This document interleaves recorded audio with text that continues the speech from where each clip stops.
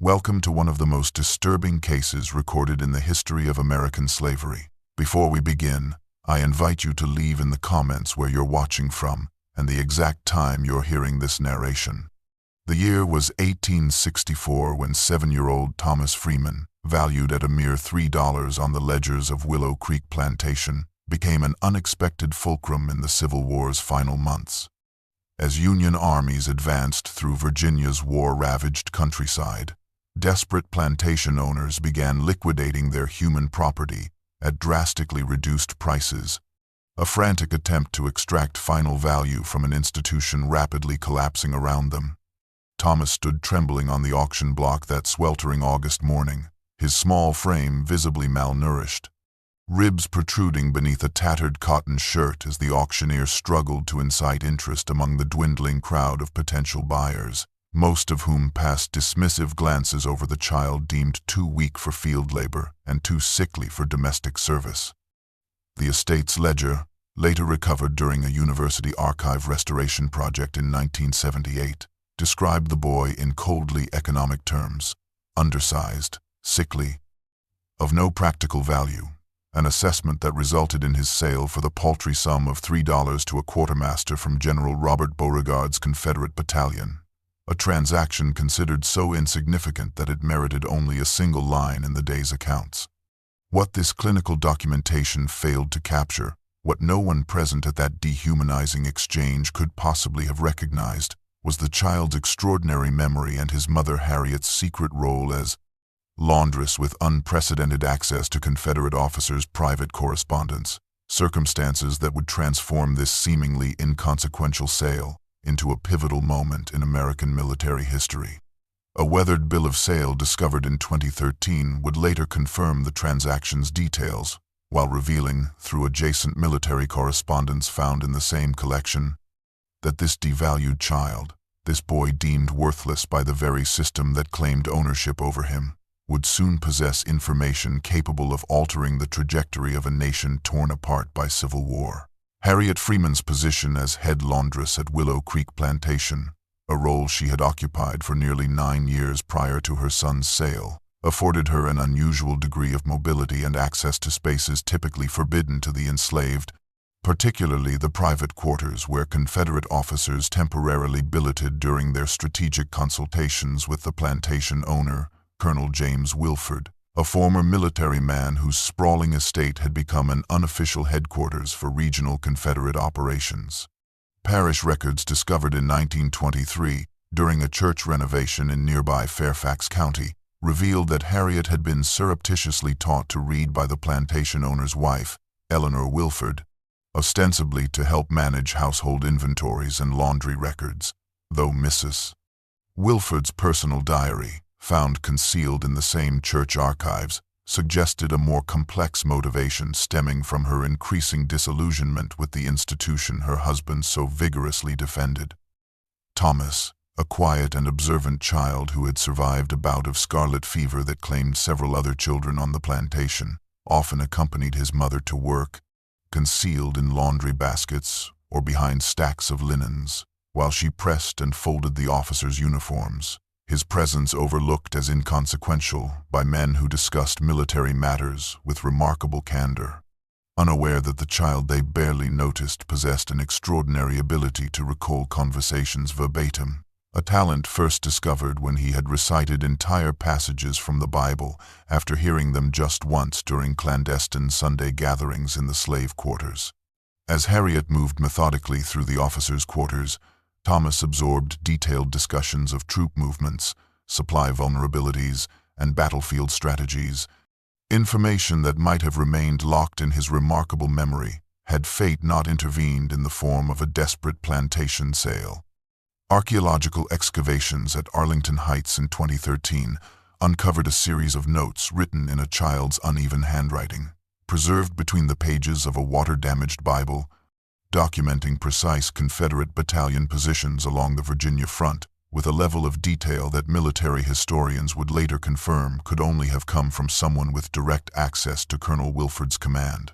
Meetings, these fragile paper fragments providing tangible evidence of the intelligence gathering that would ultimately help shift the war's momentum toward the Union cause in the conflict's final, decisive months. Lieutenant Marcus Wellington, a Northern abolitionist whose carefully constructed persona as a Confederate sympathizer had secured him a position as a supply officer attached to General Beauregard's headquarters, first noticed Thomas during a routine inspection of the camp service personnel in late August 1864, his attention drawn to the child not by any obvious distinguishing feature but rather by the boy's uncanny stillness, a quality that seemed to render him nearly invisible among the constant activity of the military encampment. Medical records from Wellington's personal papers, discovered in a Massachusetts attic in 1945 by his granddaughter during an estate clearance, contain meticulous observations of what he termed a sickly child with extraordinary recall ability, who Wellington documented with increasing astonishment, could recite verbatim conversations heard days earlier, including precise details of troop deployments, ammunition reserves, and planned offensive operations that the boy had overheard while accompanying his mother in her laundry duties. Recognizing the potential intelligence value of this accidental discovery, Wellington began to cultivate a relationship with Harriet, bringing extra rations and medicine for her chronically undernourished son, while extracting critical military information through seemingly innocent conversations with Thomas, whose remarkable memory could reconstruct entire strategic meetings with such accuracy that Wellington's intelligence dispatches, transmitted through a network of Union sympathizers operating throughout Virginia, were initially questioned by his Northern handlers for their implausible level of detail. A leather-bound journal, preserved in the Wellington family archive and donated to Harvard University in 1962,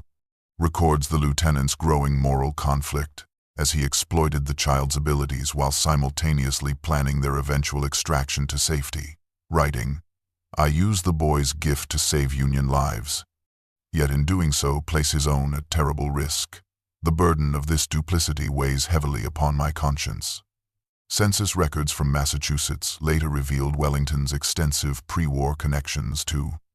Underground Railroad operations, showing that his family home in Worcester had served as a key transit point for escapees moving toward Canadian sanctuary, experience that would prove invaluable when circumstances forced him to accelerate his plans for removing both Thomas and Harriet from Confederate territory under increasingly dangerous circumstances. As Beauregard's battalion completed preparations for a crucial offensive in mid-October 1864, an operation intended to disrupt the Union supply lines and potentially reverse Confederate fortunes in the Virginia theater, Thomas overheard detailed plans for an ambush against the advancing Federal forces while hidden beneath a table during a late-night strategy session in Colonel Wilford's study, his presence completely overlooked as the officers marked maps and discussed the precise timing of artillery barrages designed to channel Union troops into a deadly crossfire. Weather journals kept by the Methodist Church in Fairfax County, later preserved in the Virginia Historical Society archives, document an unusual autumn thunderstorm that descended upon the region on October 17th, a providential deluge that provided ideal cover for Wellington's daring extraction operation, as lightning split the night sky and rain transformed the camp's dirt pathways into treacherous mud that obscured footprints almost instantly. Military tribunal records unsealed in 1937 as part of a congressional review of Civil War intelligence operations describe the harrowing 8-mile journey through enemy territory that followed, with Wellington disguising Harriet as an infirm elderly woman and Thomas as her grandson, using forged travel papers that identified them as refugees seeking medical attention in a nearby town. Their progress complicated by Confederate pickets, roving patrols, and the constant threat of discovery that would have meant immediate execution for all three as spies under wartime protocols. A leather satchel recovered from the Arlington Heights excavation contained water-damaged but still legible notes in Wellington's distinctive handwriting, transcribing Thomas's perfect recall of the ambush plans, including artillery positions, timing sequences, and the names of the commanding officers responsible for each phase of the operation. Information so sensitive that Wellington divided it among 3 separate couriers, dispatched along different routes to ensure at least one would reach Union command in time to countermand orders that would have sent thousands of Federal troops directly into Beauregard's carefully planned trap. A personal letter found among General Grant's papers, dated October 20th, 1864, makes cryptic reference to intelligence of unusual provenance, but extraordinary precision that had arrived just in time to alter deployment orders for 3 Union regiments, ultimately saving an estimated 3,000 lives and preserving a strategic advantage that military historians now recognize as a crucial turning point in the Virginia campaign. A network of safe houses established by Northern sympathizers operating throughout occupied Virginia sheltered Wellington, Thomas, and Harriet as they made their way toward Federal lines, moving only under cover of darkness and remaining concealed during daylight hours in homes whose ordinary appearances masked their clandestine purpose as way stations in an invisible railroad of resistance. Architectural plans discovered during a 1989 renovation of a stately Victorian property in Arlington Heights revealed a sophisticated hidden room beneath the kitchen floor, accessible only through a disguised trapdoor whose counterweight mechanism could be operated from both inside and outside the concealed chamber. A space measuring 8 feet by 6 feet where fugitive slaves and, during the war, escaped prisoners and intelligence operatives were sheltered from Confederate search parties that frequently swept the area. Diary entries from the property's owner, Elizabeth Blackwell, a widow whose public persona as a grieving Southern belle provided perfect cover for her work with the Union intelligence network, describe her astonishment upon witnessing Thomas's remarkable abilities firsthand, writing in a journal recovered from behind a false wall during the same renovation. The child recalls entire orders of battle, supply routes, and officer rotations with perfect clarity, demonstrating a gift that borders on the supernatural. When questioned about details from conversations heard weeks prior, he recites them without hesitation, including inflections and asides that authenticate his testimony beyond any possibility of coaching or fabrication. Military correspondence preserved in the National Archives shows that Union commanders initially dismissed the intelligence provided through this channel as suspiciously precise.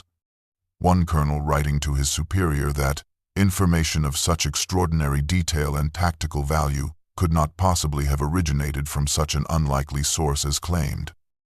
reflecting the institutional skepticism that nearly squandered the advantage Thomas's perfect recall had provided. A series of verification exercises conducted at the Arlington safe house tested the boy's abilities against known facts, with Elizabeth Blackwell recording that officers presented the child with deliberately altered maps to test his consistency, yet he corrected their intentional errors without hesitation, identifying misplaced landmarks and troop positions with such conviction that even the most skeptical among them departed visibly shaken by the encounter, suddenly urgent in their desire to communicate his intelligence to command headquarters. General Grant's personal secretary, Colonel Ely Parker, documented a fateful meeting in mid-November 1864, wherein Lieutenant Wellington, frustrated by continued resistance from mid-level commanders who questioned the reliability of intelligence from an enslaved child, boldly circumvented military hierarchy to present Thomas directly to visiting officials from Washington, who had arrived at Grant's headquarters to discuss the final phase of the Virginia campaign. These officials, initially skeptical but rapidly impressed by the child's ability to recall with perfect clarity conversations that they themselves had participated in just hours earlier, arranged for a clandestine journey to the capital under cover of a medical transport, their growing conviction that Thomas represented an intelligence asset of unprecedented value, overriding conventional protocols regarding chain of command. White House visitor logs, deliberately obscured through vague language and subsequently damaged by water until their restoration through advanced chemical analysis techniques developed at the Smithsonian in 1972, confirm that an unnamed child informant of sensitive provenance was granted an unusual late-night audience with President Lincoln on November 21st, a meeting attended by only 4 other individuals, including Secretary of War Edwin Stanton, whose private papers contain a single cryptic reference to the most extraordinary human archive yet encountered in this or any conflict. Lincoln's handwritten notes from this extraordinary meeting, preserved in a private collection of Civil War memorabilia until their donation to the National Archives in 2005, contain 7 pages of tactical information recorded in the President's distinctive handwriting, including details of Confederate fortification designs, ammunition reserves, and command disputes that would later inform crucial Union movements in the final months of the conflict. A leather portfolio discovered during the Arlington Heights excavations contained a charcoal sketch of a sleeping child, presumably Thomas, with a notation in what handwriting experts have confirmed as Lincoln's own script reading simply, "The smallest soldier in our greatest cause. History shall remember what was purchased for $3. A sentiment that historian Doris Kearns Goodwin, in her analysis of the document, described as revealing Lincoln's profound recognition that the war's moral dimensions and its military objectives had become inseparable, embodied in the remarkable child before him whose exploitation by both sides represented the very contradiction at the heart of the conflict itself. December 1864 military records housed in the National Archives reveal a significant shift in Union positioning along the Virginia front, with deployment orders issued on December 7th, showing tactical adjustments that correspond with remarkable precision to the intelligence Thomas had provided, allowing Federal forces to anticipate and counter Beauregard's planned offensive before it could achieve the element of surprise upon which its success crucially depended. Artillery batteries were repositioned to higher ground that Thomas had identified from officers' discussions of terrain vulnerabilities, while infantry regiments received orders to establish defensive works precisely where the boy had indicated Confederate forces planned to channel their advance, transforming what had been designed as a devastating ambush into a catastrophic defeat for Southern forces.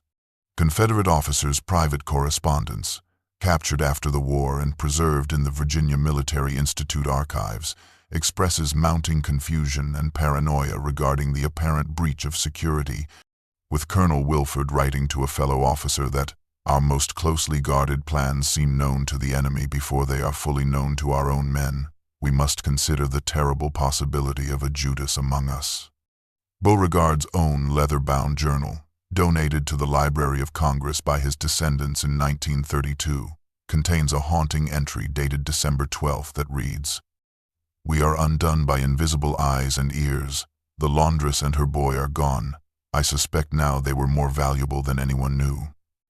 Our defeat at Hatcher's Creek cannot be attributed to conventional intelligence failures, but something more insidious. The resulting Union victory, achieved with minimal casualties compared to earlier engagements of similar scale, accelerated the collapse of Confederate resistance in Virginia months earlier than even the most optimistic Northern strategists had predicted, with dispatches from Federal commanders expressing astonishment at the accuracy of their intelligence regarding enemy positions. A monument erected in 1957 at the battlefield site makes no mention of Thomas Freeman's contribution, though a small brass plaque added during the site's renovation in 2015 acknowledges that intelligence provided by formerly enslaved individuals played a crucial role in the outcome of this engagement. With the immediate military crisis resolved, and Thomas's pivotal role in averting a devastating Confederate offensive acknowledged in classified War Department memoranda, the boy and his mother Harriet were quietly relocated to Philadelphia in early 1865. Their journey north conducted under military escort, and their new identities established through documents personally authorized by Secretary Stanton to ensure their safety from potential Confederate sympathizers seeking retribution for what some Southern newspapers had begun to describe as the betrayal that doomed Virginia.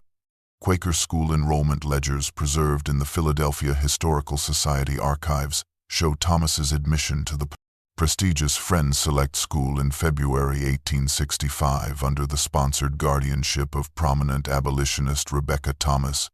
whose family had been active in anti-slavery causes for 3 generations, and whose spacious Arch Street home provided sanctuary for the mother and son as they adjusted to a freedom that still remained precarious even in northern states. School records document the faculty's initial skepticism regarding Thomas's lack of formal education, followed by astonished reports of his extraordinary progress as his remarkable memory,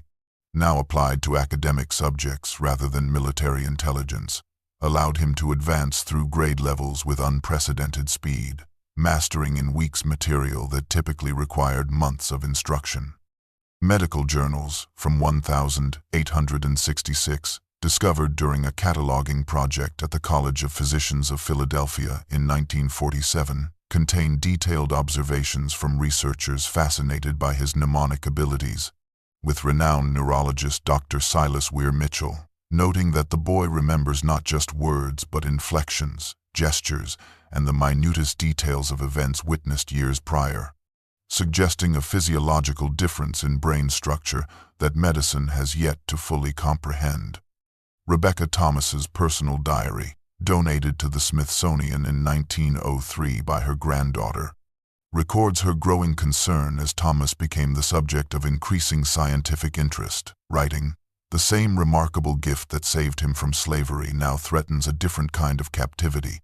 as physicians and researchers clamor to examine him like a specimen rather than nurture him as a child whose extraordinary abilities must be protected and cultivated with care lest they become merely another form of exploitation." In 1875, pioneering female journalist Harriet Weston, whose groundbreaking investigative work for the Philadelphia Inquirer had established her reputation for uncovering stories others deliberately overlooked,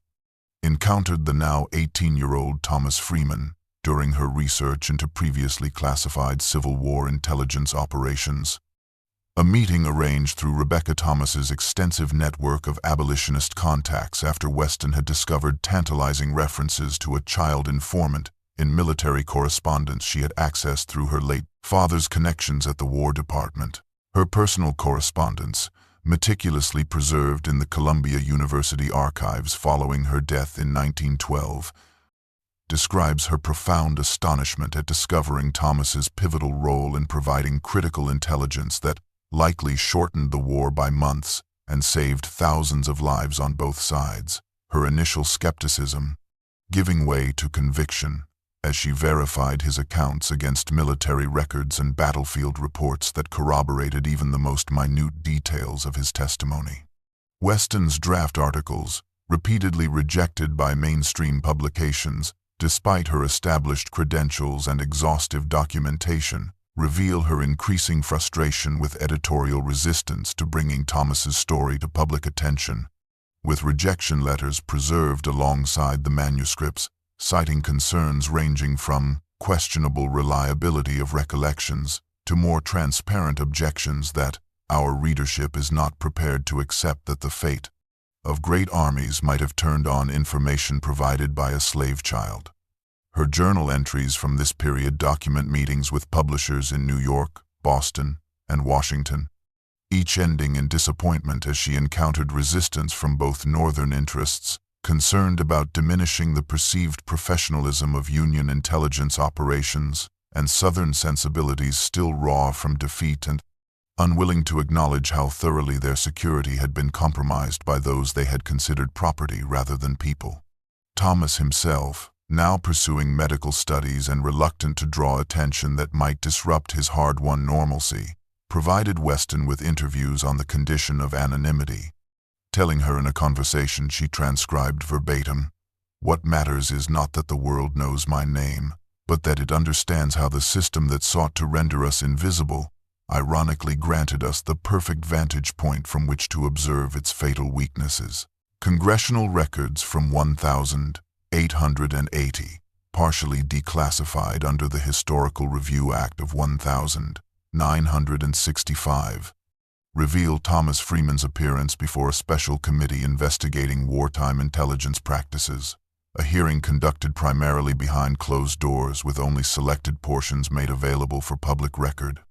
The official transcripts, housed in the National Archives Special Collections, show numerous redactions and strategic omissions concerning specific military operations, but handwritten notes from committee member Senator Charles Sumner, discovered among his personal papers during a Yale University cataloging project in 1967, describe Freeman's testimony as the most remarkable first-hand account of clandestine operations this body has ever heard,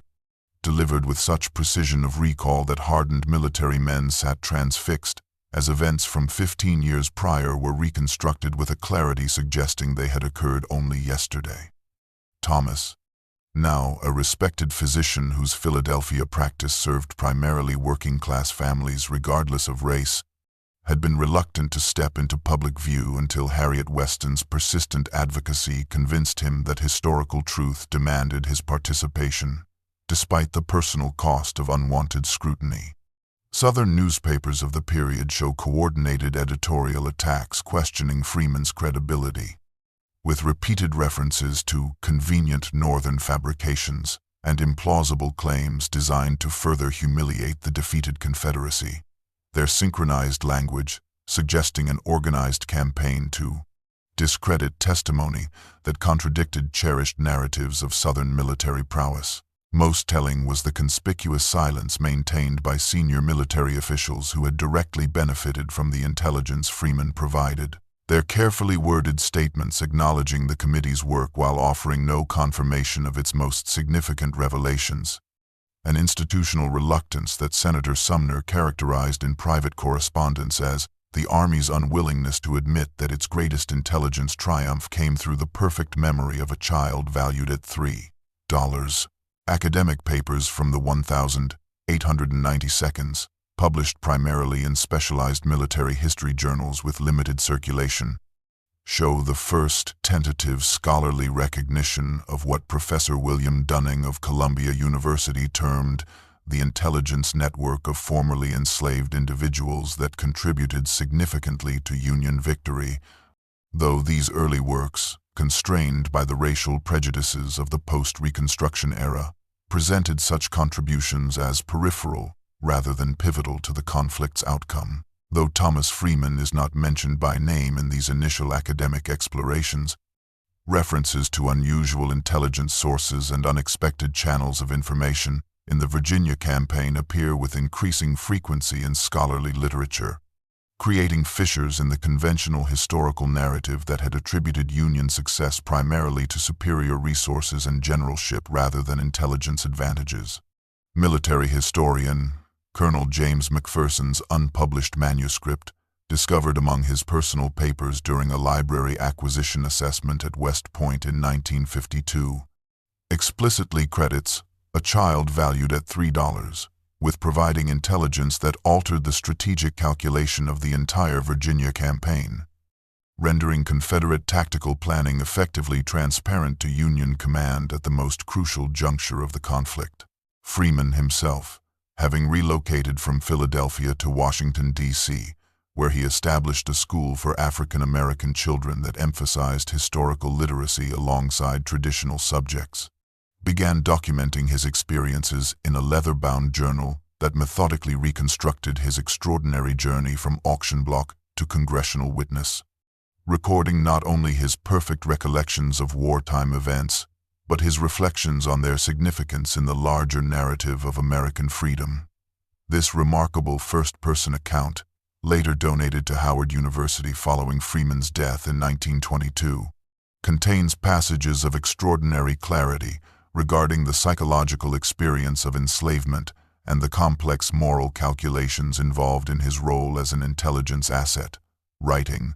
"I was property valued at $3 who carried in my mind information worth thousands of lives and millions in military assets, a contradiction that epitomizes the fundamental absurdity of valuing human beings as merchandise,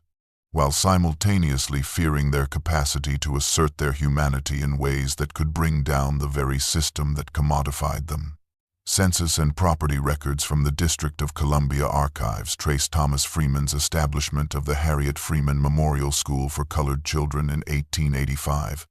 named in honor of his mother who had passed away the previous winter after witnessing her son's transformation from devalued property to respected educator. The institution funded partly through a discrete annual pension granted by the War Department under a classification marked Special Services to the Union, in records that remained sealed until 1947. His marriage certificate to Sarah Johnson, herself a former slave who had escaped through the Underground Railroad at age 16 and subsequently earned certification as a teacher in Massachusetts, appears in District of Columbia records that same year. The ceremony performed by Reverend Daniel Payne of the African Methodist Episcopal Church and attended by several aging abolitionists, including Rebecca Thomas, who had maintained correspondence with Thomas throughout his education and early career. The couple purchased a modest two-story home on Vermont Avenue, documented in property records as one of the first in the neighborhood to be owned by African Americans,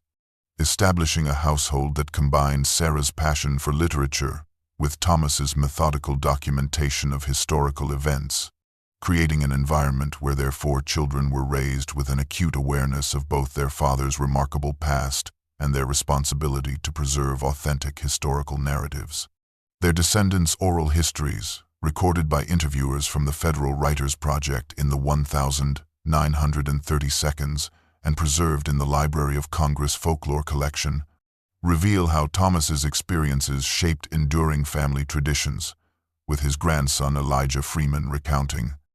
Grandfather insisted that each family member maintain a journal from the age of 7, the age he was sold, saying that our words were weapons against the erasure that history often inflicts on the powerless, and that even when official records excluded our existence, our own documentation would ensure that future generations would know not just that we had survived, but how. These family archives, meticulously maintained through 4 generations and eventually donated to the Moreland Spingarn Research Center at Howard University in 1965, provide an unbroken documentary record of an African American family's journey from slavery to professional achievement, challenging dominant historical narratives that characterized the post-emancipation period primarily as one of limitation rather than possibility for formerly enslaved people and their descendants. City Council minutes from the District of Columbia Municipal Archives document the first formal proposal in 1910 for a modest memorial plaque acknowledging Thomas Freeman's extraordinary contribution to the Union victory, a motion introduced by Councilman James Wilson, himself the son of a Union veteran, sparking immediate and heated controversy that dominated local political discourse for months as the nation approached the 50th anniversary of the Civil War's commencement. Newspaper editorials preserved in the Library of Congress periodical collection reveal deeply divided opinions about the appropriateness of publicly commemorating intelligence operations involving enslaved individuals, with the Washington Post advocating for historical accuracy, while the Richmond Times-Dispatch characterized the proposal as reopening wounds that have barely healed and elevating espionage to heroism in a manner unbecoming a reunited nation. Letters to the editor showcase particularly virulent opposition from descendants of Confederate officers implicated in the security breach, with Colonel Wilford's grandson writing that to memorialize the actions of those who betrayed the confidences of their masters establishes a precedent that celebrates duplicity rather than loyalty. African American publications, particularly The Crisis and the Chicago Defender, strongly supported the memorial, with W.E.B. Du Bois personally authoring an editorial, arguing that Freeman's extraordinary service represents precisely the contribution to American history that has been systematically erased from public memory. The proposal was ultimately defeated by a narrow margin after 6 contentious public hearings, though a small private memorial consisting of a bronze plaque and portrait was established at the Friends Select School in Philadelphia, where an aging Thomas Freeman occasionally lectured on his experiences despite his declining health. The school's records indicate that his final public address in 1917 concluded with the observation that a nation unable to honestly commemorate its most painful histories remains forever captive to them, bound by chains forged from comfortable falsehoods rather than liberated by uncomfortable truths. In 1937, historian Dr. Marion Carter's serendipitous discovery of sealed military tribunal records during her research on Civil War espionage at the National Archives finally provided documentary confirmation of accounts previously dismissed as apocryphal. Folklore, her persistence in petitioning for their declassification rewarded with files that contained sworn testimony from Union officers regarding intelligence of unprecedented accuracy provided by a formerly enslaved child. Her groundbreaking article, The $3 Spy, Intelligence Operations and Enslaved Informants in the Civil War, published in the Journal of Military History in 1938 despite editorial reluctance, prompted renewed academic interest in Thomas Freeman's extraordinary story, challenging the prevailing historical consensus that had marginalized African American contributions to Union intelligence gathering. The article's meticulous documentation and scholarly rigor made it impossible for serious historians to continue dismissing Freeman's role, though mainstream textbooks remained notably silent on the subject for decades thereafter. Archaeological excavations conducted at Arlington Heights in the early 1950s by Howard University researchers uncovered physical evidence supporting key elements of Freeman's account, including fragments of water-damaged notes written in a child's uneven handwriting, containing verifiable military information about Confederate troop positions that precisely matched battlefield reports from December 1864. The excavation also yielded the leather satchel mentioned in Wellington's records and several personal items believed to have belonged to Harriet Freeman, establishing a tangible connection to historical events previously known only through written accounts of varying reliability. These archaeological discoveries coincided with the early civil rights movement, giving new significance to this historical example of African American agency and resistance at a time when contemporary struggles for equality sought historical precedents that demonstrated Black Americans had always been active participants in shaping the nation's history rather than passive observers. Civil rights leaders, particularly Thurgood Marshall during arguments before the Supreme Court, occasionally referenced Freeman's story as evidence of the long-suppressed history of African American patriotism and sacrifice, with Marshall reportedly keeping a copy of Carter's article among his personal papers as a reminder that, as he told a Howard University audience in 1956, the fullness of our contribution to this nation has yet to be acknowledged, much less commemorated. In 2013, the remarkable discovery of the weathered bill of sale describing Thomas as of no practical value during archaeological excavations at Arlington Heights became the centerpiece of a landmark Smithsonian exhibition titled Hidden Operatives, Intelligence Gathering in the American Civil War. The yellow document displayed alongside Thomas Freeman's journal, Wellington's field notes, and artifacts recovered from the site where the young informant had been temporarily sheltered during his extraordinary journey from property to pivotal historical figure. Advanced DNA analysis conducted by forensic anthropologists at George Washington University confirmed the genetic connection between personal items found at Arlington Heights and living descendants of Thomas Freeman still residing in Washington, D.C., including Dr. Elaine Freeman Johnson, a professor of American history whose academic work had long focused on recovering erased narratives of African American resistance during the antebellum and Civil War periods. The congressional record from February 2014 documents the remarkable unanimous passage of Resolution 1864B, formally acknowledging Thomas Freeman's extraordinary contribution to the preservation of the Union. Through intelligence activities that significantly altered the strategic landscape of the Virginia campaign, this long-delayed recognition occurring exactly 150 years after the $3 transaction that had Private Buddy 7 once defined his worth in the cruel calculus of human bondage. President Matthews, in signing the resolution during a ceremony attended by Freeman's descendants and historians who had championed his story, remarked upon the bitter irony that a child deemed worthless by the Confederacy ultimately helped ensure its defeat, demonstrating how the institution of slavery undermined itself by failing to recognize the humanity and potential of those it sought to control. The Smithsonian exhibition, which subsequently traveled to 16 cities over 3 years, drew unprecedented attendance and sparked educational initiatives in schools nationwide, with the Freeman Family Archives at Howard University reporting a 700% to 100% increase in research requests from scholars, documentary filmmakers, and historical novelists seeking to explore this remarkable story that had transitioned from suppressed memory to national recognition. The weathered bill of sale,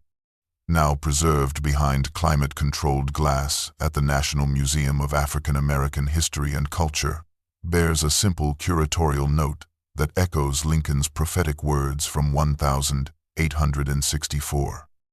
The value of a human being cannot be measured in dollars, but the impact of a single child's courage and memory upon the course of a nation can be measured in freedom.